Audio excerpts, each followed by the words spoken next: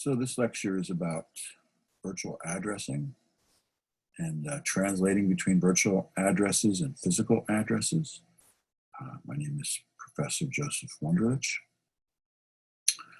And this is a topic just talked about as a concept in an introductory course, and then looked at in more detail in advanced computer engineering. And before we start a discussion of virtual memory, virtual addressing, I want to first review our understanding of the machine instruction cycle and the machine pipeline, so we can remember our communication between the CPU and main memory.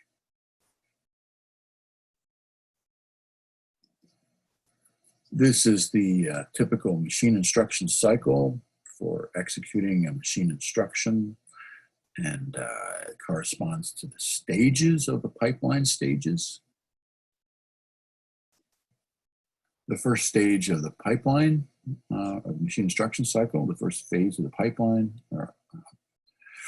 the first stage of the pipeline, first phase of the machine instruction cycle is the CPU to put the address of the next instruction from the program counter on the address bus. Then it sends a read signal, and it looks, so it's looking now, it looks in the caches. So the address is out there on the bus, but there's a bunch of caches attached and main memory. Looks in the caches first, and then it reads, then main memory, and then reads that CPU. The CPU reads the data in, if it's found it. If not, it's got to go get it from storage, right? So if it's not in the caches or main memory, that's a page fault, and has to go get it from a disk storage, magnetic or optical or flash drive, and put, there'll be a page replacement also we'll learn about into the main memory. The second phase of the machine instruction cycle, second stage of the pipeline, is decoding. So now we're going to parse out an opcode. So we now fetch instructions in the instruction register. We're decoding it. We're going to parse it into an opcode and operand fields. So here are these fields of in the instruction format. You have an opcode field, says what the instruction will be to execute next, and then what data to work on. So where it's either, you're going to see where it is, but these operand fields, operand or location of operand, we'll talk about next. Now the opcode is telling you again it's going to tell you what to do, what to execute, and you can have from 5 to 11 bits. If you have 5 bits, that's a very simple 32 instructions. So 5 bits gives you 2 to the 5 equals 32 instructions to work with. And that, for example, is as simple as PIC microcontrollers. Or you could have as many as 11 bits I've seen. So that'll give you 2048. The System 390 machines I worked on were that scale. So continuing this second stage, second phase of the machine instruction cycle, second stage and simplest of pipelines, we're looking at these 3 different types of where the operand, or where the operand could be in the operand field of the instruction format. We're parsing it out. So we're trying to figure out where's this data, what do we want to work on with our execution according to what the opcode says it wants to do. So there's many other things that could be here. These corresponds to 3 different addressing modes. There are quite a few addressing modes in more complex computers, complex instruction set computing, and just in processor, even the RISC processors, you have more addressing modes than this. But anyway, this is the beginning of understanding this. So immediate means that the data is encoded into the machine instruction. That's the fastest. The data comes in with the instruction, into the instruction register. Parse it out. It's there to use. Memory reference is the slowest. You got to go back out to memory where you just fetched an instruction from, and then you got to deal with the slower speed of the of whatever communication channel. If it's a PC, it's going to be the front side bus between the processor and main memory, and that's going to be running slower than the speed internal in the processor. And then in between here is not as slow, but it's slower than immediate. There's a register reference. There's a static RAM close to the CPU on the same piece of silicon, and there's an internal bus called a backside bus in processors. So there is some internal addressing, but in the way it's coded in the machine instruction cycle, machine instruction, and the assembly language that corresponds to it is just a register reference, the register number, and then that translates into an internal address that only the CPU is going to look at, but you wouldn't specify that as even a systems level programmer. A hardware designer, you would. With the memory reference, you got to put an instruction, an address in there that's expecting an address to be encoded into your code so it knows where to get it from main memory. So now we're looking at the third phase of the machine instruction cycle, the third stage of the pipeline, the execute phase in the simplest of pipelines, machine instruction cycle.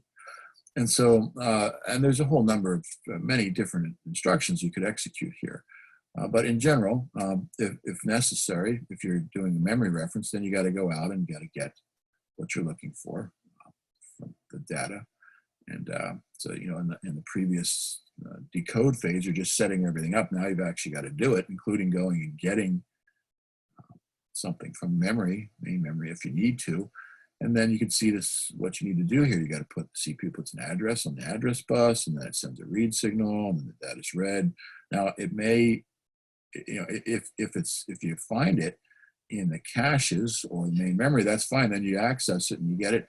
If not, then it's a page fault, and you got to go get it from disk storage. So your hard drive, your optical drive, optical or magnetic drive, or your solid state, you got to go out and get it. And we'll talk about that in memory management later on here. So many different kinds of instructions. So the simplest of instruction, machine instruction cycles and stages, it's just three stages, three phases, three pipeline stages where you're doing your register reference or your immediate instructions. You don't need to even have a write back phase.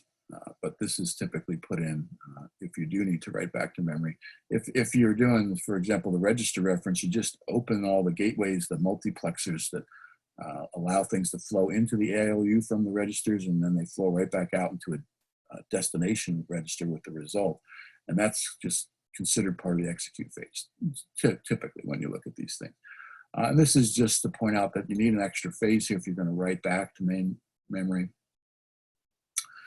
And so if you're writing, then you got to put, you're writing your data results back. You put CPU on the address bus, and then put the data on the data bus, and then you exert a write signal, and the CPU does, and then it writes.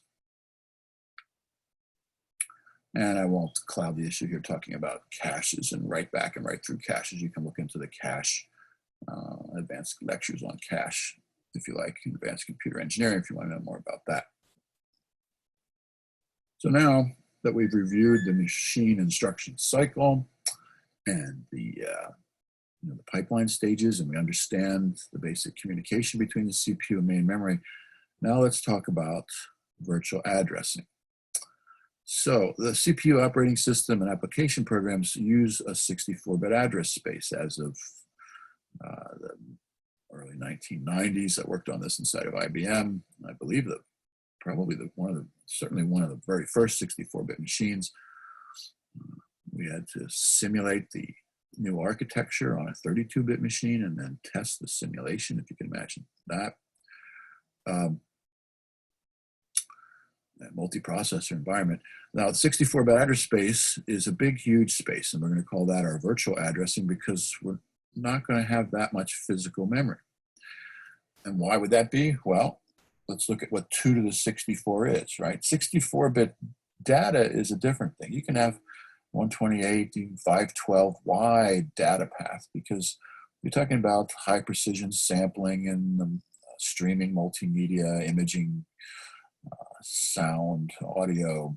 Uh, you need a big wide data path, but when you have 64 bits of address, that means 2 to the 64-bit spaces, address spaces, and with byte addressing, it's 2 to the 64 bytes. So that corresponds to 16 billion gigabytes. That's huge. I don't think anybody has 16 billion gigabytes of RAM. So we're talking about main memory RAM in your computer, in your PC, or even large scale systems that's getting out of hand. So, there's the math for that, 2 to the 4 times 2 to the 30 times 2 to the 30. And I broke it down like that because in our intro classes, we memorized that 2 to the 30 is a gig. And, 2 to the 60 is not the common acronym, but you learn what, kilo and mega and giga and tera and peta are. And so 2 to the 30 is giga. So put this in just terms of, so you could compare. I could have said billion here, but giga, 16 billion times gigabytes is a billion bytes. But anyway, 16 billion gigabytes of virtual memory. It's what the programmers think it has. The operating system, the CPU itself, thinks it has that. But the physical memory is much less. Most computers, for example, on a PC, your personal computer is the motherboard. Up until now, which is 2020 while I'm recording this, is only 40 bits, 2 to the 40 space. That means only 40 pins coming out of the back of the processor into the socket and 40 channels across the printed circuit board.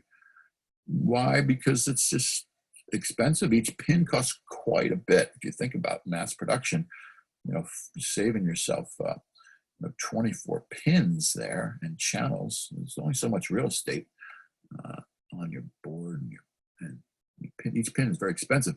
So 2 to the 40 makes sense.